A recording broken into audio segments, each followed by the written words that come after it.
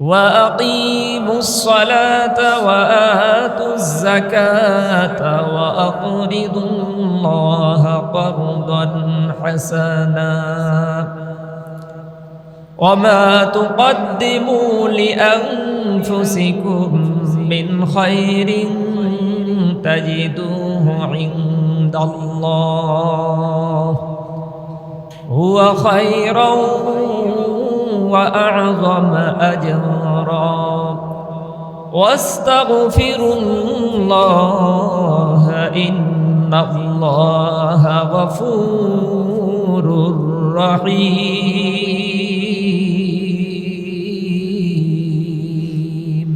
আল্লাহ পাক আমাদেরকে জানায় দেন, হে পৃথিবীর মানুষেরা, তোমরা যদি আমি আল্লাহ রব্বুল আলামিনকে ভালোবাসতে চাও তাহলে তোমরা দুইটি জিনিসকে ভালোবাসো। সুবহানাল্লাহ বলেন। আমি রব্বুল আলামিনকে ভালোবাসার জন্য দুইটা জিনিস তোমাদেরকে লাগবে। এই দুইটা জিনিস যদি তোমরা কায়েম করতে পারো তাহলে আমি রব্বুল আলামিনের প্রিয় বান্দা হয়ে যেতে পারবা। সুবহানাল্লাহ বলেন। আল্লাহ রব্বুল আলামিন বলেন, আকিমুস সালাতা ওয়া আতুজ যাকাত। আল্লাহ পাক বলেন, এক নাম্বার আমার প্রিয় যদি হতে চাও তাহলে তোমাদেরকে আমি আল্লাহ পাককে এক নাম্বার ভালোবাসতে হবে। আমি আল্লাহকে ভালোবাসা ছাড়া আমার প্রিয় বান্দা তুমি হতে পারবা না। কথা বলেন ঠিক কিনা? এক নাম্বারে হলো আল্লাহ পাককে ভালোবাসতে হবে। দ্বিতীয় নাম্বার আল্লাহ পাক জানায় দেন, দ্বিতীয় নাম্বার আমি আল্লাহর সাথে যদি তুমি গভীর সম্পর্ক করতে চাও, আমি আল্লাহর কাছে যদি তুমি প্রিয় হইতে চাও তাহলে তোমাকে আমার বান্দাদেরকে ভালোবাসতে হবে। সুবহানাল্লাহ। তাহলে আল্লাহ পাকের কাছে প্রিয় বান্দা হতে হলে দুইটা জিনিসের প্রয়োজন। এক নাম্বার আল্লাহ পাককে ভালোবাসতে হবে, দুই নাম্বার আল্লাহর বান্দাদেরকে ভালোবাসতে হবে। সুবহানাল্লাহ বলেন। সুবহানাল্লাহ। আল্লাহ পাক জানায় দেন, হে পৃথিবীর মানুষেরা, আমি আল্লাহকে যদি মহাব্বত করতে চাও, আমি আল্লাহকে যদি তোমরা ভালোবাসতে চাও, আমি আল্লাহকে ভালোবাসার মাধ্যমের নাম হলো নামাজ। সুবহানাল্লাহ বলেন। আমি আল্লাহকে ভালোবাসার মাধ্যম হলো তোমাদের জন্য নামাজ। যেই ব্যক্তি আমি আল্লাহকে মহাব্বত করতে চাই, আমি আল্লাহকে যেই ব্যক্তি ভালোবাসতে চাই, তোমরা যদি আমি আল্লাহর প্রিয় বান্দা হতে চাও তাহলে আমি আল্লাহর ভালোবাসার মাধ্যম প্রকাশ করে দিলাম। সেই প্রকাশ করা সেই মাধ্যমটার নাম হলো আল্লাহ পাকের পক্ষ থেকে আমাদের উপরে প্রত্যেকের উপরে 5 ওয়াক্ত নামাজ আদায় করা। বলেন সুবহানাল্লাহ। তাহলে আল্লাহ পাককে ভালোবাসার মাধ্যমের নাম কি? নামাজ। আল্লাহ পাককে ভালোবাসার মাধ্যমের নাম নামাজ। এই নামাজের মাধ্যমে আল্লাহ পাকের আপনি প্রিয় হতে পারবেন। আল্লাহ পাককে ভালোবাসার মাধ্যম হলো নামাজ। নামাজের মাধ্যমে আল্লাহ পাককে ভালোবাসা সম্ভব। এছাড়া আপনি যত কিছুই চিন্তা করেন না কেন, যেভাবে আপনি আল্লাহকে ভালোবাসার কথা প্রকাশ করতে চান না কেন, নামাজবিহীন কোনো মানুষ আল্লাহ পাকের প্রিয় হতে পারবে না। কথা বলেন ঠিক কিনা? এরপরে আল্লাহ পাক বলছেন, আমি আল্লাহকে যদি তোমরা প্রিয় বানাইতে চাও বা তোমরা যদি আমার প্রিয় হতে চাও তাহলে আমার বান্দাদেরকে ভালোবাসতে হবে। সুবহানাল্লাহ বলেন। সুবহানাল্লাহ। এই জন্য আল্লাহ রাসূল সাল্লাল্লাহু আলাইহি সাল্লাম বলেন, ইরহামু মান ফিস সামাওয়াতি ওয়াল আরদ ওয়া ইয়ারহামুকুম মান ফিস সামা। সুবহানাল্লাহ বলেন। ইরহামু মান ফিস সামাওয়াতি ওয়াল আরদ ওয়া ইয়ারহামুকুম মান ফিস সামা। আল্লাহ নবী সাল্লাল্লাহু আলাইহি সাল্লাম বলেন যে তোমরা হে পৃথিবীর মানুষেরা, জমিনে আসমানের যত আমি আল্লাহ রাব্বুল আলামিন সৃষ্টি করেছি সৃষ্টিকুলকে, সব সৃষ্টিকুলকে তোমরা মহব্বত করো, ভালোবাসো। আমি আল্লাহর পক্ষ থেকে, আমার পক্ষ থেকে তোমাদের উপরে রহমত নাজিল হবে এবং আসমানবাসীদের পক্ষ থেকে তোমাদের উপরে রহমত বর্ষিত হতে থাকবে। সুবহানাল্লাহ। এই জন্য বান্দার ভালোবাসা খুব কঠিন জিনিস, খুব কঠিন। এই জন্য এক হাদিসের মধ্যে নবী করিম সাল্লাল্লাহু আলাইহি সাল্লাম বলেন, আল মুসলিমু আখুল মুসলিম, আল মুসলিমু আখুল মুসলিম। মুসলমান মুসলমান ভাই ভাই। সুবহানাল্লাহ বলেন। মুসলমান মুসলমান ভাই ভাই। আজকে তো বাবা সন্তানের মধ্যে সম্পর্ক ভালো না, মা সন্তানের মধ্যে সম্পর্ক ভালো না, স্বামী স্ত্রীর মধ্যে সম্পর্ক ভালো না, সন্তান বাবার মধ্যে সম্পর্ক ভালো না, ভাই ভাইয়ের মধ্যে সম্পর্ক ভালো না, বাপ চাচার সাথে সন্তানের সম্পর্ক ভালো না। এইভাবে করে দেখেন আপনি পুরা সমাজের মানুষের সাথে সম্পর্ক বিচ্ছিন্নতার পথে। কথা বলেন ঠিক কিনা? সব জায়গায় সর্বত্র আজকে মানুষের সাথে সম্পর্কের এত ঘাটতি, যার কারণে আল্লাহর রহমত বরকত থেকে মানুষ বঞ্চিত হয়ে যাচ্ছে। কথা বলেন ঠিক কিনা? সমাজের মধ্যে বিশৃঙ্খলার সয়লাভ, সারা দেশের মধ্যে বিশৃঙ্খলার সয়লাভ, সর্বত্র সব জায়গায় এখন বর্তমানে বিশৃঙ্খলা, যেখানেই যাবেন ফিতনা ফাসাদে ভরপুর। কথা বলেন ঠিক কিনা? এর কারণ কি? এর কারণ আমাদের মধ্যে ভ্রাতৃত্ব নাই, আমাদের ভিতরে আন্তরিকতা নাই। এই আন্তরিকতা যতদিন পর্যন্ত আমরা কায়েম করতে না পারবো, অটুট করতে না পারবো, ততদিন পর্যন্ত আল্লাহর রহমত আমরা পাবো না, আল্লাহর রহমত থেকে আমরা বঞ্চিত থাকবো। কি কথা বলেন ঠিক কিনা? যার কারণে আল্লাহ পাক বললেন, আমি আল্লাহকে যদি তোমরা ভালোবাসতে চাও, আমার যদি তোমরা প্রিয় বান্দা হতে চাও, তাহলে আমার বান্দাদেরকে তোমরা ভালোবাসো। আল্লাহ পাক জানায় দেন, এ আমার পৃথিবীর মানুষেরা, তোমরা কি জানো আমার ওই বান্দাদেরকে ভালোবাসার মাধ্যমটা কি? আল্লাহ পাক বলেন, তোমরা যদি আমার বান্দাদেরকে ভালোবাসতে চাও, তাহলে তোমাদেরকে আমি আল্লাহ খুলে খুলে বলে দিলাম, আমার বান্দাদেরকে ভালোবাসার মাধ্যমের নাম হলো যাকাত। সুবহানাল্লাহ বলেন, সুবহানাল্লাহ। আল্লাহ পাক বলেন, ওয়ানফিকু মিম্মা রাযাকনাকুম, খরচ করো আমি যা তোমাকে দিয়েছি। ওয়াফি আমওয়ালিহিম হাক্কুম মা'লুম, আল্লাহ পাক বলে, নিশ্চয় তোমার সম্পদের ভিতরে লিসাইনি ওয়াল মাহরুম, আমি আল্লাহ সায়েল এবং বঞ্চিতদের সম্পদ তোমাদের সম্পদের ভিতরে রেখে দিয়েছি। তোমাদের সম্পদের মধ্যে তাদের অধিকার, তাদের হক আমি আল্লাহ নিজে রেখে দিয়েছি। তুমি ভাবো না যে তোমার সম্পদ থেকে তাদেরকে তুমি দিচ্ছ, তোমার সম্পদ থেকে তাদেরকে তুমি যাকাত প্রদান করতেছ। আল্লাহ পাক বলেন, না না না, ওয়াকুরিদুল্লাহ করদান হাসানা, আল্লাহ পাক কোরআনের ভিতরে জানায় দেন, আমি আল্লাহর কাছে তোমরা করজে হাসানা দাও। এখন প্রশ্ন হলো, আল্লাহ পাককে আবার করজে হাসানা কেমনে দেওয়া যায়? আল্লাহ পাক জানায় দেন, হে পৃথিবীর মানুষেরা, তোমরা যদি আমি আল্লাহর কাছে যদি করজে হাসানা দিতে চাও, তাহলে আমার যেই সমস্ত গরিব বুড়াবাড়া বান্দা আছে, এই গরিব বুড়াবা বান্দাদের হাতে তোমাদের যাকাতের টাকা প্রদান করো। আমার ওই গরিবদের কাছে তোমার যাকাতের টাকা প্রদান করবা, আর আমার আল্লাহ, আমি আল্লাহর কুদরতি হাতের ভিতরে সেই টাকাটা জমা হয়ে যায়। বলেন সুবহানাল্লাহ। তুমি এটা ভাইবো না যে দুনিয়াতে তুমি এই গরিব গুরাবাদের হাতে তোমার টাকা দিচ্ছ, আল্লাহ পাক এটা বলেন নাই। আল্লাহ পাক নিজেই বলেন, ওই টাকাটা তুমি আমার গরিব বান্দাদের দাও না, বরং ওই টাকাটা আমি আল্লাহর কুদরতি হাতের মধ্যে দিয়ে দিলাম। আল্লাহু আকবার বলেন, আল্লাহু আকবার। ওয়াকুরিদুল্লাহ করদান হাসানা, এই জন্যই তো হযরতে আয়েশা সিদ্দিকা রাদিয়াল্লাহু তাআলা আনহা বর্ণনা করেছেন, তিনি একবার যাকাতের মাল তেনার গোলাম দিয়া, দাস দিয়া অন্য একটা বাড়িতে যাকাতের মাল পৌঁছানোর জন্য তিনি পাঠায় দিলেন। হযরতে আয়েশা সিদ্দিকা রাদিয়াল্লাহু তাআলা আনহা বলে দিলেন যে যাকাতের মালটা তুমি তার হাতে দিবা না, বরং যেই বিছানার উপরে তিনি শুয়ে থাকেন ওই বিছানার উপরে তুমি রেখে চলে আসবা। দ্বিতীয় নাম্বার শর্ত হলো, তুমি যাকাতের কথা বলবা না যে এই টাকাটা আমি যাকাতের থেকে তোমার কাছে দিতে আসছি, যাকাতের কথা তুমি উল্লেখ করবা না। হযরত আয়েশা সিদ্দিকা রাদিয়াল্লাহু তাআলা আনহা তৃতীয় নাম্বার আরেকটা শর্ত দিয়ে যাকাতের মালটা পৌঁছায় দিলেন।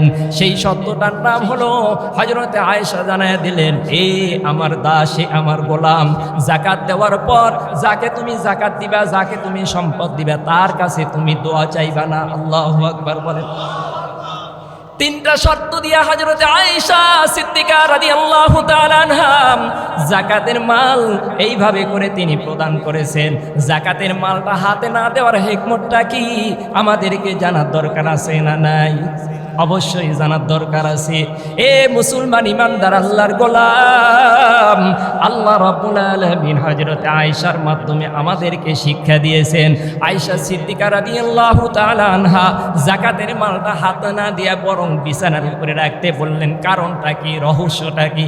আয়েশা সিদ্দিকা রাদিয়াল্লাহু তাআলা আনহার কাছে যখন জবাব দেওয়া হইল, উত্তর চাওয়া হইল, হযরতে আয়েশা সিদ্দিকা রাদিয়াল্লাহু তাআলা আনহা জবাবের মধ্যে বললেন, এ গোলাম, আমি এই জন্যই সেখানে আমি তার তার হাতে দিতে আমি নিষেধ করেছি এই জন্যই, কারণ এই টাকাটা তার মালিক আমি না, এই জাকাতের মালিক তো আমি না, এই সম্পদের মালিক আমি না। আমি যদি তার হাতে টাকা দেই তাহলে আমি মালিকই থেকে গেলাম, আর যে টাকা নিল সেই তো আমার গোলাম হইল, অথবা সে তো আমার কাছে ঋণী থাকলো। কিন্তু না না না, আমি জাকাতের মালিক হয়েছি বটে, কিন্তু তার কাছে আমি ঋণী। বলেন সুবহানাল্লাহ। আমি তার কাছে যদি এইভাবে করে জাকাত দিই তাহলে আমি মালিক, এটা প্রমাণ হয়ে গেল, কিন্তু জাকাতের সম্পদের মালিক তো আমি না। এই জাকাতের সম্পদের মালিক হলো আমার গরিবরা। সুবহানাল্লাহ বলেন। যার কারণে সে যদি এইভাবে হাত পাতায় নেয় তাহলে সে মালিক হওয়ার পরও আমার কাছে গোলাম হয়ে গেল। এটা আল্লাহ পাকের কাছে বড় নিন্দনীয়, আল্লাহ পাকের কাছে বড় দূষণীয়। আল্লাহু আকবার বলেন, আল্লাহু আকবার। এই জন্য আয়েশা সিদ্দিকা রাদিয়াল্লাহু তাআলা আনহা তিনি বললেন না না না, ওই সম্পদের হক যেহেতু সে নিজে আয়েশা সিদ্দিকা বললেন ওই সম্পদের মালিক বা হকদার যেহেতু সে নিজেই, তার কাছে আমি টাকা ওইভাবে দিতে রাজি না। ওইভাবে যদি দেওয়া হয় তাহলে সে আমার কাছে একজন সাইল হয়ে গেল, আমার কাছে একজন অসহায় হয়ে গেল, কিন্তু সে তো অসহায় না, এই টাকার মালিক সে মালিক হিসাবে এই টাকাটা গ্রহণ করবে। বলেন সুবহানাল্লাহ। আর আমাদের তো অবস্থা মাশাআল্লাহ, যাকাত যখন দেই তখন ভাবি আলাদা। কি কথা বলেন, ঠিক কিনা? কেউ কেউ তো আবার জাকাতের সম্পদের মনে করেন যে ওই যে লিস্ট দিয়ে ওখানে লেগে দিচ্ছে এখানে জাকাতের কাপড় দেওয়া হচ্ছে। কি কথা বলেন, ঠিক কিনা? এখানে জাকাতের লুঙ্গি প্রদান করা হচ্ছে, এইভাবে করে মনে করেন যে লিফলেট দিয়ে সেখানে বিশাল বড় ব্যানার টানায়া হয়তো জাকাত প্রদান করতেছে। আহারে, কত বড় নহুসাত, কত বড় দুর্ভাগা। নিজেকে সম্পদশালী মনে করে এবং নিজের সম্পদ মনে করে এরকম ভাবে আমরা বন্টন করে থাকি। আমরা সবাই না বোঝার কারণে এটা। কি কথা বলেন, ঠিক কিনা? আমরা বুঝি না, কিন্তু আল্লাহ রাব্বুল আলামিন বলেন ওয়াফি আমওয়ালিহিম হাক্কুম মালুম লিসাইলি ওয়াল মাহরুম। আল্লাহ রাব্বুল আলামিন বলেছেন নিশ্চয় তোমাকে আমি রব্বুল আলামিন যে সম্পদ দিয়েছি এই সম্পদের মধ্যে থেকে কিছু তোমার কাছে আমি আমানত হিসাবে আমার গরিব গরিবদের টাকা তোমার কাছে জমা করে রেখে দিয়েছি। যখন সময় হবে এই সময়ের মধ্যেই আমানতের টাকাটা আমার গরিব গুরাবাদের হাতে তোমরা পৌঁছা দিবা। আসলে সেটা তো গরিব গুরাবাদের হাতে পৌঁছা দেওয়া না, বরং আল্লাহ পাক বলেন তার হাতে দেওয়া মানে আমি আল্লাহর হাতে আমার কবজার মধ্যে দেওয়া। বলেন সুবহান। আল্লাহ পাক তারপরে বলেন তাজিদুহু ইনদাল্লাহ, নিশ্চয় তোমরা যদি আমি আল্লাহর হাতে তোমরা যদি কর্জে হাসানা দাও, এ পৃথিবীর মানুষেরা জানে নাও কাল কিয়ামতের ময়দানে আমি রব্বুল আলামিন তোমাদেরকে এই কর্জে হাসানার মূল্য এত বেশি দিব, এত পরিমাণ তোমাদেরকে দিব যা তোমরা কল্পনাও করতে পারো না। সুবহানাল্লাহ বলেন। এই জন্য আসুন আমরা জাকাতের মাধ্যমে আমাদের যে সম্পর্ক আল্লাহর সাথে করতে হবে দুইটা জিনিসের মাধ্যমে। এক নাম্বার নামাজ, এটা আল্লাহ রাব্বুল আলামিনের কাছে পদ্ধতি, আল্লাহ পাককে ভালোবাসার পদ্ধতি। আল্লাহ পাককে ভালোবাসার পদ্ধতির নাম হলো নামাজ, আর বান্দাকে ভালোবাসার পদ্ধতির নাম হলো দান, সদকা এবং যাকাত। সুবহানাল্লাহ বলেন, সুবহানাল্লাহ। এই মাস আসছে ভ্রাতৃত্বর মাস হিসাবে, এই মাস আসছে সহকর্মিতার মাস হিসাবে। আমাদের ভিতরে সমস্ত হিংসা বিদ্বেষ সব অহংকার ধুলে মিশে আমরা একেবারে মাটির সাথে মিশিয়ে দিয়ে একাকার করে আমরা এই মাসের ভিতরে যত রকমের নরমীয়তা আছে, নমনীয়তা আছে, বিনয়িতা আছে এই মাসের ভিতরে প্রকাশ করা, এটাই আল্লাহ রাব্বুল আলামিনের পক্ষ থেকে আমাদের জন্য বিশাল বড় নিয়ামত। বলেন সুবহানাল্লাহ। কি কথা বলেন, ঠিক কিনা? এই রমজান মাস পাওয়ার পরে এখনো পর্যন্ত যাদের ভিতরে দেমাগ এখনো ভিতরে কাজ করতেছে, অহংকার যাদের ভিতরে এখনো কাজ করতেছে, এই অহংকারগুলো ঝেড়ে ফেলে একেবারে আপনি মুছে ফেলে দেন।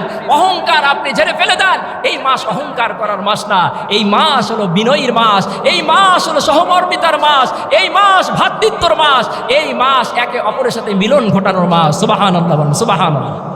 কি কথা বলেন, ঠিক কিনা? এই জন্য আসুন আমরা এই মাসের মধ্যেই যাকাত যাদের উপরে ফরজ হয়েছে তারা অবশ্যই এই মাসের ভিতরে আমরা যাকাত প্রদান করি। যাকাতের মাধ্যমে আপনি কত সওয়াব পাবেন। এই সদকা করার চারটা পদ্ধতি, সদকা 4 প্রকারের হয়ে থাকে। কয় প্রকার? 4 প্রকার। সদকাটা 4 প্রকার হয়ে থাকে। প্রথম নাম্বার 10 গুণ সওয়াব হয়। প্রথম নাম্বার কয় গুণ? 10 গুণ। আমরা বলে থাকি মান জা বিল হাসানাতি ফালাহু আশরু আমসালিহা, যদি একটা নেকির কাজ করা হয় তাহলে আল্লাহ রাব্বুল আলামিন একটা নেকির মাধ্যমে 10 গুণ বৃদ্ধি করে দেন। সুবহানাল্লাহ। থাকি তো কি কথা বলেন ঠিক কিনা? এই 10 গুণ যাকাত আপনি কখন পাবেন? যখন সাধারণ গরিবদেরকে আপনি দান করবেন তখন আপনি 10 গুণ সওয়াব পাবেন। সুবহানাল্লাহ বলেন। এরপরে আল্লাহ রাব্বুল আলামিন আপনাকে আল্লাহ রাব্বুল আলামিন 700 গুণ বাড়ায় দিবেন। আল্লাহ রাব্বুল আলামিন 700 গুণ আপনার এই দানের ভিতরে আল্লাহ রাব্বুল আলামিন নেকি বাড়ায় দিবেন। কাদেরকে দান করলে? বলে আপনার নিকট আত্মীয় স্বজন যারা, তাদেরকে যদি আপনি জাকাতের মাল, সদকার মাল এগুলো যদি আপনি প্রদান করেন তাহলে আপনার আমল নামায় আল্লাহ রাব্বুল আলামিন 700 নেকি প্রদান করবেন একটা নেকির মাধ্যমে। বলেন সুবহানাল্লাহ। এরপরে আল্লাহ রাব্বুল আলামিন আপনাকে বলতেছেন, হে বান্দারা, তোমরা যদি এই মাসের মধ্যে তোমাদের যে নিকটের একদম রক্তের ভাই, যারা তোমার একবারে গভীর সম্পর্কের ভাই, এদেরকে যদি তোমরা জাকাতের মাল থেকে, সদকার মাল থেকে, এরপরে ফিতরার মাল থেকে যদি তোমরা ব্যয় করতে পারো তাহলে তোমার আমল নামায় 7000 নেকি প্রদান করা হবে। বলেন সুবহানাল্লাহ। এরপরে আপনি যদি তালেবে ইলমদের কাছে যদি আপনি প্রদান করতে পারেন, গরিব গুরাবা ছাত্র যারা মাদ্রাসার ছাত্র, কোরআন পড়ে, হাদিস পড়ে, এই সমস্ত ছাত্রদেরকে যদি আপনি জাকাতের মাল, সদকার মাল, এরপরে ফিতরার মাল যদি আপনি প্রদান করতে পারেন তাহলে আল্লাহ রাব্বুল আলামিন আপনার আমল নামায় 1 টাকার বিনিময়ে 10,000 নেকির সওয়াব আল্লাহ রাব্বুল আলামিন দান করবেন। সুবহানাল্লাহ। এই যে সিস্টেম সৎকার, আমি আপনাদেরকে সিস্টেমের কথা বলে দিলাম, কাকে কি পরিমাণ আপনি যে দান করলে কি পরিমাণ আপনি সওয়াব পাবেন। এই 4টা পদ্ধতির কথা হাদিসের মধ্যে আসছে। 1 নাম্বার, আপনি গরিবদের দিলে আপনি হয়তো 10 গুণ সওয়াব পাবেন। এরপরে আপনার আত্মীয়র মধ্যে দিলে আপনি 700 গুণ আপনি নেকি পাবেন। এরপরে আপনি রক্তের ভাইদেরকে যদি আপনি দান সৎকার করেন তাহলে আপনি 7000 সমপরিমাণ সওয়াব পাবেন।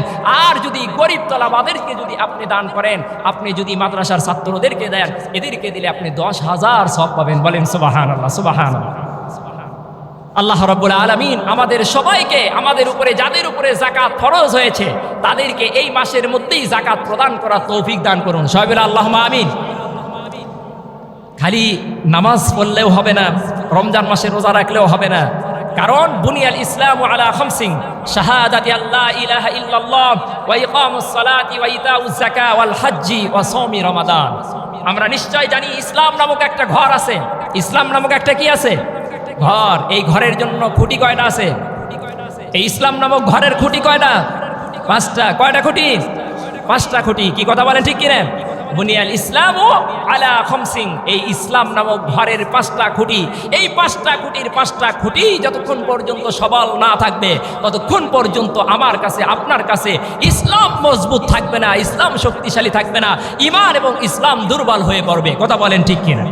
এই জন্য এই 5টা স্তম্ভের মধ্যে, 5টা খুঁটির মধ্যে একটার নাম হলো যাকাত। বলেন সুবহানাল্লাহ।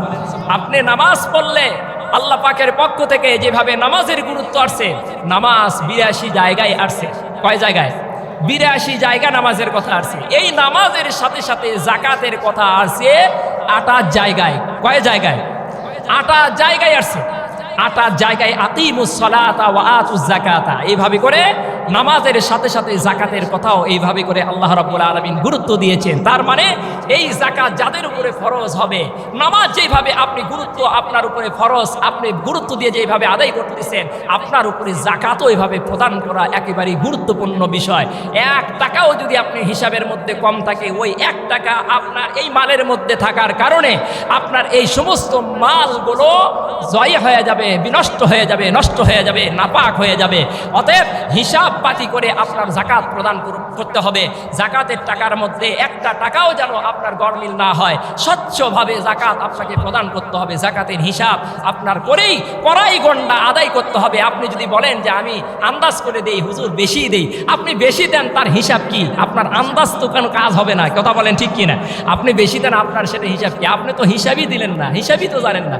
আপনি মনে করছেন করতেছেন আপনার হয়তো 1 লাখ টাকা জাকাত আসছে, এখন আপনি হয়তো আপনার ধারণাতে আপনি 50-60 হাজার টাকা দিয়ে দিয়েছেন, কথার কথা আপনি ওটাকে যদি আধিক্য মনে করেন, বেশি মনে করেন যে আমি অনেক দিয়ে দিছি, এটাই যদি এখন মানুষের কাছে বলেন না আমার ধারণার চেয়ে আমি বেশি দিয়ে দিছি, ধারণা দিয়া এই জাকাত এটা আপনার আদায় হবে না। এক কথাই শেষ, জাকাত একেবারে হিসাব করে কড়াই গন্ডা হিসাব করে জাকাত আপনাকে প্রদান করতে হবে। রাসূল পাক সাল্লাল্লাহু আলাইহি সাল্লাম হাদিসের মধ্যে বলছেন, একটা টাকাও যদি আপনার এই অংশের ভিতরে থেকে যায়, আপনার টাকার ভিতরে জাকাতের টাকা থেকে একটা টাকাও যদি থেকে যায়, আপনার পুরো সম্পদটা বিনষ্ট হয়ে গেল, নাপাক হয়ে গেল। বলেন নাউজুবিল্লাহ। জাকাতের এই জন্য শব্দের অর্থ কি? জাকাত শব্দের অর্থ একটা হলো বৃদ্ধি, আর একটা হলো পবিত্রতা, আর একটা হলো কি? পবিত্রতা। অর্থাৎ জাকাত বৃদ্ধি এবং পবিত্রতা দুইটা অর্থের দিকে অনেকটাই মিল আছে। অর্থের দিকে খেয়াল করে দেখেন, 1 নাম্বার আপনার অতিরিক্ত সম্পদ থেকে আল্লাহ রাব্বুল আলামিন আপনাকে জাকাত দিতে বলেছেন, এটা একটা। আর দ্বিতীয় অর্থে যদি আপনি নেন তাহলে জাকাত মানে যে পবিত্র, তার মানেই হলো আপনার সম্পদের ভিতরে অতিরিক্ত এই সম্পদটা, এটাই ধরেন অপবিত্র একটা সম্পদ, এই সম্পদ আপনার নিজের সম্পদ থেকে যখন আপনি এটা দান করে দিবেন, এটা যখন আপনি বের করবেন, তখন আপনার এই বাকি সম্পদটা পবিত্র হয়ে গেল। বলেন সুবহানাল্লাহ। এই জন্য জাকাত এক অর্থে বৃদ্ধি বাড়ন্ত, আর এক অর্থে হলো পবিত্র। সুবহানাল্লাহ বলেন, সুবহানাল্লাহ। কথা বুঝতে পারছেন কি? এই জন্য জাকাত খুব গুরুত্বপূর্ণ একটা বিষয়, খুবই গুরুত্বপূর্ণ একটা বিষয়। আল্লাহ রাব্বুল আলামিন বারবার বলতেছেন, আকিমুস সালাতা ওয়া আতুজ যাকাতা, আকিমুস সালাতা ওয়া আতুজ যাকাতা। এইভাবে করে বারবার নামাজের সাথে তাকিদ দিতে গিয়ে 28 জায়গায় আল্লাহ রাব্বুল আলামিন আমাদেরকে কিন্তু এইভাবে করে বলেছেন। অতএব শুধুমাত্র নামাজ পড়ার মাধ্যমে আল্লাহ পাককে পরিপূর্ণ খুশি করা যাবে না, আল্লাহ পাকের প্রিয় বান্দা হওয়া যাবে না। রমজান মাসে রোজা রাখলে আল্লাহ পাকের প্রিয় বান্দা হওয়া যাবে না। এর সাথে সংশ্লিষ্ট আল্লাহর পক্ষ থেকে ইসলাম নামক ঘরের যে 5টা খুঁটি আছে, এই 5টা খুঁটিকে পরিপূর্ণভাবে আদায় করলেই কেবলমাত্র আমি আপনি পরিপূর্ণ মুসলমান হতে পারবো। কথা বলেন ঠিক কিনা? অতএব আপনি কোনোটা কি কমজোরি বা দুর্বল মনে করার কোনোই সুযোগ নাই। আমরা তো নামে মাত্র মুসলমান। কি কথা বলেন ঠিক কিনা? আমরা শুধু নামে মাত্র মুসলমান। একটা ঘটনা বলি আমি আপনাদেরকে, শেষ করে দিচ্ছি। আজকে যেহেতু খাবার দাবারের কোনো চিন্তা নেই, কি কথা বলেন ঠিক কিনা? খাবারের কোনো চিন্তা আছে নাকি? দুপুরে কোনো দাওয়াত আছে নাকি? দুপুরে দাওয়াত আছে আপনাদের? মাশাআল্লাহ। না, অনেকের আবার থাকতেও পারে। গতকাল আমার এক অভিভাবক, নাম না বলি, আমার এক অভিভাবক ফোন দিয়েছে কার কাছে, হঠাৎ করে যাই হোক আমার কাছে আসছে। তো ফোন দিয়েই বলতেছে, আমি যেই জিজ্ঞাসা করছি ভাই কোথায়, কয় ভাই আমি খাচ্ছি। আমি করছি ভাই খাচ্ছেন মানে? ওই ও ভাই হুজুর, হুজুর হুজুর ভুল হয়ে গেছে হুজুর, কার কাছে তুই, আমি কার কাছে কি কথা বলছি, হাই আল্লাহ আস্তাগফিরুল্লাহ, এইভাবে করে মনে করেন যে পড়ে বসছে। তো যাই হোক, আসলে ঘটনা হলো এরকম অনেক আল্লাহর বান্দা আছে, সে বেচারা যাই হোক ড্রাইভিং করে, তো যার কারণে রোজা থাকা হয়তো বা একটু কঠিনই হয়ে যায়। ঢাকা আপনার একটা হোটেলের মধ্যে সে খানা খাইতেছে, একটা হোটেলের মধ্যে বসে থেকে খানা খাইতেছে। তো কিছু কিছু এরকম মানুষ আছে যাদের হয়তো টাফ হয়ে যায়, সেটা আলাদা কথা। ফামান কানা মিনকুম মারিদান আও আলা সাফার, আল্লাহ রাব্বুল আলামিন কোরআনের মধ্যে বলেন, তোমাদের মধ্যে থেকে যদি রোজার অবস্থার মধ্যে কেউ যদি অসুস্থ হয়, অথবা কেউ যদি সফররত অবস্থার মধ্যে থাকে, ফাইদ্দাতুম মিন আইয়ামিন উখর, তাহলে এই রমজানের রোজা যেটা তুমি থাকতে পারলা না, সেটা তুমি অন্য মাসে যায় সেটা আদা করতে পারবা। সুবহানাল্লাহ বলেন। অতএব যারা সফররত অবস্থার মধ্যে আছে তাদের জন্য একটু হালকা চোখে আমাদেরকে দেখতে হবে। কি কথা ঠিক আছে নাকি? আল্লাহ পাকে হালকা করে দিয়েছেন, যে কারণে আমি খুব একটা ডিপলি তার জন্য যে খারাপ মন্তব্য করা, অন্য কিছু মনে করা, এগুলো আমি কিছুই মনে করি নাই, যেহেতু আল্লাহ পাক সুযোগ করে দিয়েছেন। সুবহানাল্লাহ বলেন। তো আমরা মুসলমান, নামে মাত্র মুসলমান। আমাদের ভিতরে শুধুমাত্র কয়েকটা জিনিস আমরা মেনে নিয়ে চলতেছি আর মনে করতেছি আমরা মুসলমান। যেমন নামাজ, হয়তো কেউ আমরা 5 ওয়াক্তের মধ্যে 2 ওয়াক্ত পড়তেছি, এই 2 ওয়াক্ত নামাজ পড়ে আমরা মনে করতেছি আমরা মুসলমান। আবার কেউ হয়তো 5 ওয়াক্তই পড়তেছি, 5 ওয়াক্ত নামাজ পড়ার পরে আবার স্বাভাবিক গতিতে গীবত করতেছি, শিকায়ত করতেছি, মিথ্যা বলতেছি, সব কিছু করতেছি, সুদ ঘুষ খাচ্ছি, সব কিছু করতেছি, আবার জাকাত ঠিক মতো দিচ্ছি না, আবার মনে করতেছি আমি সঠিক মুসলমান। এইরকম যদি আমি মনে করি, আমরা যদি ভাবি যাদের উপরে জাকাত ফরজ হয়ে গেছে, হজ ফরজ হয়ে গেছে, হজ করলেন না, জাকাত দিলেন না, আপনি মনে করেন না যে আপনি পরিপূর্ণ মুসলমান। কি কথা বলেন ঠিক কিনা? কেমন মুসলমান তুমি, কেমন মুসলমান, কেমন মুসলমান তুমি, কেমন মুসলমান, নামাজের সাথে নাই পরিচয়, মানো না কোরআন, নামাজের সাথে নাই পরিচয়, মানো না কোরআন, তুমি কেমন মুসলমান। কি কথা বলেন ঠিক কিনা? তুমি রমজান এলে রাখো না রোজা, দিনকে করো আঘাত। তুমি রমজান এলে রাখো না রোজা, দিনকে করো আঘাত। পয়সা করির নেই তো অভাব, দাও না তো যাকাত। কথা বলেন ঠিক কিনা? রমজান এলে রাখো না রোজা, দিনকে করো আঘাত। পয়সা করির নেই তো অভাব, দাও না তো যাকাত। তুমি ইমানদারির বড়াই করো, নেই তোমার ইমান, তুমি কেমন মুসলমান? কথা বলেন ঠিক কিনা? তুমি কেমন মুসলমান, তুমি কেমন মুসলমান, কেমন মুসলমান, তুমি কেমন মুসলমান? আবু উমামা বাহিলি রাদিয়াল্লাহু তাআলা আনহু একজন সাহাবী, আবু উমামা বাহিলি, উনি বর্ণনা করেছেন রাসূল পাক সাল্লাল্লাহু আলাইহি সাল্লামের একজন সাহাবী। আমি আপনাদেরকে শবে বরাতের রাতে এই আলোচনাটা করছিলাম। শবে বরাতের রাত্রে একজন সাহাবী যার নাম সালাবা ইবনে হাতিব। কি নাম? সালাবা ইবনে হাতিব। আবু উমামা বাহিলি রাদিয়াল্লাহু তাআলা আনহু থেকে তিনি বর্ণনা করছেন, সেখান থেকে আমি আপনাদেরকে বর্ণনা করতেছি। তিনি মসজিদে নববীতে সারাক্ষণ করে থাকতেন এবং মসজিদ ঝাড়ু দিতেন এবং খুব অসহায় ছিলেন। তেনার মতো দরিদ্র সাহাবী মনে হয় কেউ ছিলেন না। সবসময় নবী পাক সাল্লাল্লাহু আলাইহি সাল্লামের দরবারে তিনি উপস্থিত থাকতেন। তো এইরকম অবস্থার মধ্যে মসজিদে নববী তিনি ছাড়তেন না, সারাক্ষণ নামাজের মধ্যে, সবসময় তেলাওয়াতের মধ্যে, সবসময় নবীজির পাশেই থাকতেন। তো ঘটনাক্রমে হঠাৎ করে একদিন এই সালাবা ইবনে হাতিব তিনি নামাজ পড়ে, ফরজ নামাজ পড়ে দ্রুত তিনি মসজিদ থেকে বের হয়ে চলে যাচ্ছেন। মসজিদ থেকে ফরজ নামাজ পড়ে দ্রুত বের হয়ে চলে যাচ্ছে। ডাক দিলেন, হে সালাবা, এইদিকে আসো, এইদিকে আসো। কি ব্যাপার? তোমার ভিতরে দেখেছি মুনাফিকের নেফাকির আচরণ চলে আসছে, ঘটনাটা কি? তুমি সুন্নত না পড়েই তুমি মসজিদ থেকে দ্রুত বের হয়ে চলে যাচ্ছ, ঘটনাটা কি? তখন সালাবা ইবনে হাতিব কেমন গরিব ছিলেন দেখেন।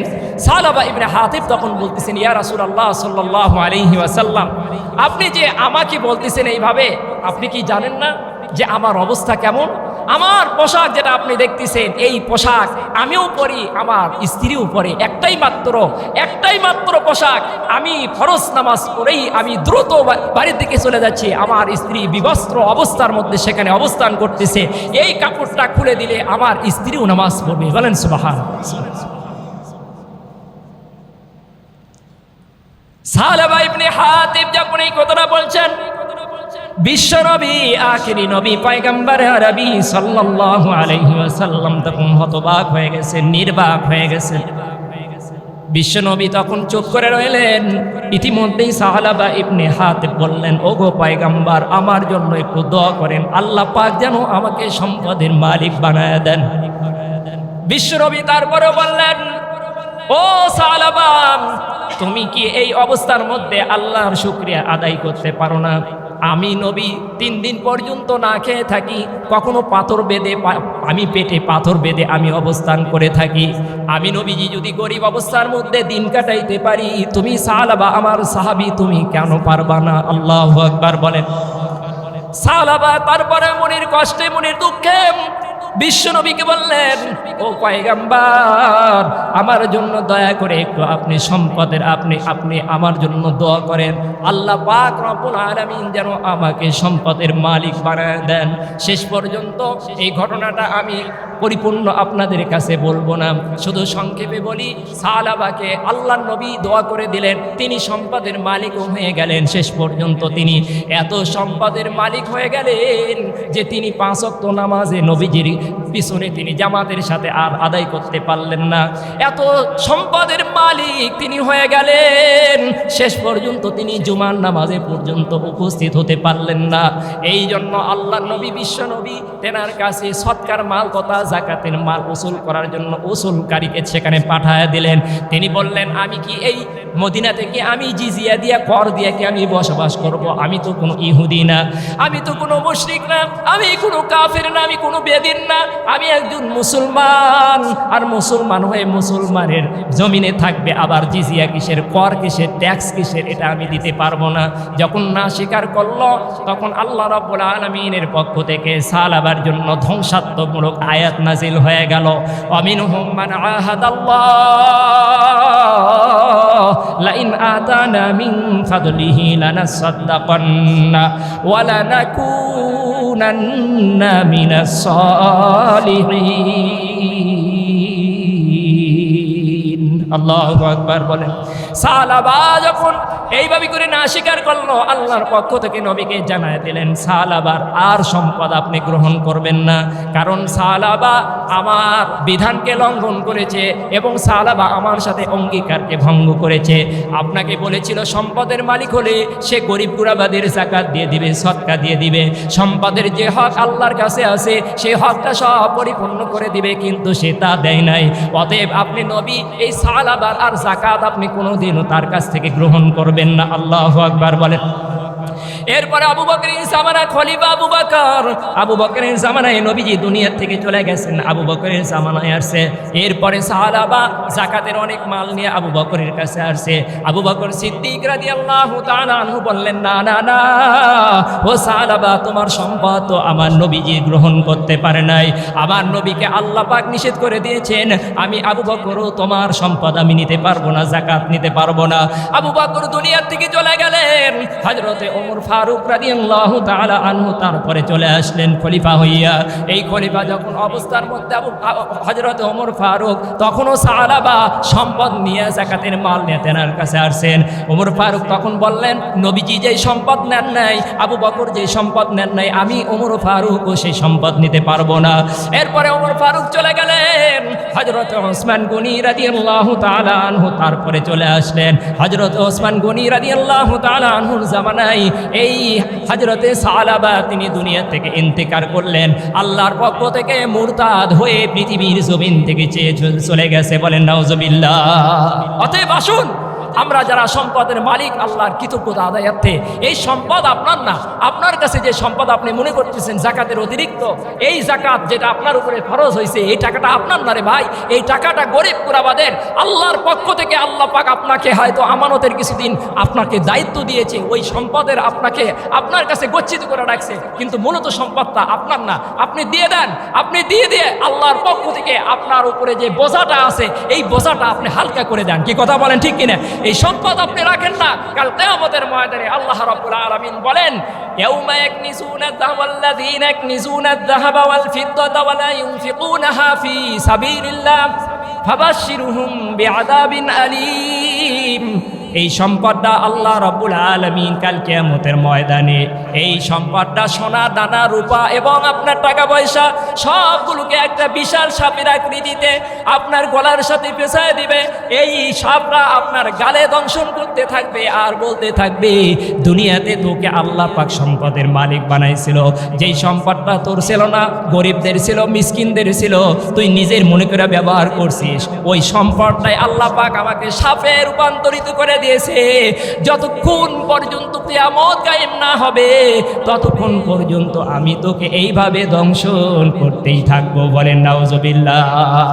কঠিন ওয়াইদ আসছে, কঠিন ওয়াইদ আসছে। এই জন্য আসুন, যাদের উপরে যাকাত যাদের উপরে ফরজ হয়েছে, আল্লাহ রাব্বুল আলামিন যাদেরকে সম্পদশালী বানাইছেন, যাদেরকে আল্লাহ রাব্বুল আলামিন ধন দিয়েছেন, অতি সত্বর এই ধনগুলো আপনি বিলায় দেন। এই ধনগুলো তাড়াতাড়ি রমজান মাসের মধ্যে আপনি সবগুলো আপনার উপরে যতটুকু পরিমাণ যাকাত আসছে হিসাব করে হিসাব কষে আপনি তাড়াতাড়ি যাকাতগুলো দিয়ে দেন। এই বোঝাগুলো আপনি রাখেন না। কেন আপনি বোঝা রাখবেন নিজের উপরে? আপনি কেন বিপদ ডেকে নিয়ে আসবেন? কি কথা বলেন, ঠিক কিনা? সম্মানিত হাজিরিন, আমরা এ পর্যায়ে আজকে যাকাত সংক্রান্ত কথা শুনলাম। এরপরেই এই মাসের মধ্যে আর একটা গুরুত্বপূর্ণ বিষয় যেটা আমরা দিয়ে থাকি প্রতি বছর, সেটা হলো সদকায়ে ফিতর। সদকায়ে ফিতর, এই সদকায়ে ফিতর আমাদের উপরে এই মাসের ভিতরে এটা প্রদান করা ওয়াজিব। কি কথা বলেন, ঠিক কিনা? সুন্নতে মুআক্কাদা বা ওয়াজিবের পর্যায়ে। অতএব এই সদকায়ে ফিতরটা আমরা মাঠে যাওয়ার আগ পর্যন্তই যাদের যেই পরিমাণ, যে কয়জন সদস্য আছে, এই সদস্যদের উপরে যেই পরিমাণ সদকায়ে ফিতর আসে হিসাব করে এটা আমরা মাঠে যাওয়ার আগেই গরিব গুরাবাদের দিয়ে আমরা এগুলো একেবারেই শেষ করে দেব। আমাদের বর্তমানে সদকায়ে ফিতর যেটা বগুড়া জেলাতে হিসাব করা হয়েছে, এটা নিসফে সওয়া হিসাবে, নিসফে সওয়া মানে গমের হিসাব করে দেওয়া হয়। এই নিসফে সওয়া গম হিসাব করে আমাদের বগুড়াতে প্রতি মাথা পিছু 100 টাকা করে ধরা হয়েছে। এবার মাথা পিছু 100 টাকা। তবে আপনারা হয়তো সোশ্যাল মিডিয়াতে ফেসবুকের মাধ্যমে আপনারা হয়তো দেখছেন, আপনারা ঢাকা বা সারা বাংলাদেশে ফেসবুকের মধ্যে হয়তো ঘুরতেছে ফিরতেছে 110 টাকা করে হয়তো বা সেখানে হিসাব করছে। কি কথা বলেন, ঠিক কিনা? কিন্তু বগুড়া জেলাতে গতকাল এটা শুরা কমিটি মানে মিটিং করছে। বগুড়া যত আলেম সম্প্রদায় ছিলেন প্রবীণ আলেমেরা সবাই সেখানে বসে মোটামুটি সিদ্ধান্ত নিয়েছে মাথা পিছু 100 টাকা। এটা হলো নিম্ন, এটা হলো একেবারে নিম্ন। আর সর্বোচ্চ যেটা আপনি 100 খেজুরের সমপরিমাণ, 100 খেজুর সমপরিমাণ হলো 3.5 কেজি খেজুরের মূল্য। এখন এই 3.5 কেজি খেজুরের মূল্য আপনি কোন খেজুরের মূল্যটা ধরবেন? মুফাসসিরিন কেরাম কোন আলেম ওলামারা এটা ফতোয়া দিয়ে গেছেন, মধ্য পন্থার যে খেজুরটা থাকবে বলে সেই খেজুরটা তোমরা হিসাব করে সেই পরিমাণ তোমরা সেটাকে হিসাব করে সদকা দিয়ে দিবে। তো সেই হিসাবে আলেম ওলামারা মোটামুটি যে হিসাবটা করছেন 3.5 কেজি খেজুরের হিসাব সম্ভবত 800 টাকা মধ্যম পন্থায় যে খেজুরটা বিক্রি হচ্ছে, মধ্যম পন্থায় 800 টাকা করে ধরছে। 3 8টা 24 আর হাফ কেজির দাম 400, এই 2800। তবে ওখানে উল্লেখ করছেন 2805 টাকা, হয়তো বা আপনারা শুনছেন কি কথা ঠিক আছে নাকি? 2805 টাকা আমার হিসাবে 2800 আছে, যাই হোক ওনারা সাব্যস্ত করছেন 2805 টাকা। তো এই 2805 টাকা এটা হলো সর্বোচ্চ 100 খেজুরের হিসাব। তার মানে 2.5 শেয়ারের সমপরিমাণ যেটা ধরা হয় এটা হলো হাফ সা বলা হয়, অর্ধ সা বলা হয়, এটা হলো গমের হিসাব। সেই হিসাবে দাম আসে আপনার 101 টাকা, এরকম মানে 58 টাকা হিসাব করে আসে। সেখানে 100 টাকা নির্ধারণ করা হয়েছে। আর 100 সমপরিমাণ হলো, যেহেতু হাফ সা মানে অর্ধ সা মানে হলো 2.5 শেয়ার, আর 100 সমপরিমাণ এখন 3.5 শেয়ার হয়ে যাচ্ছে। কি কথা বলেন ঠিক কিনা?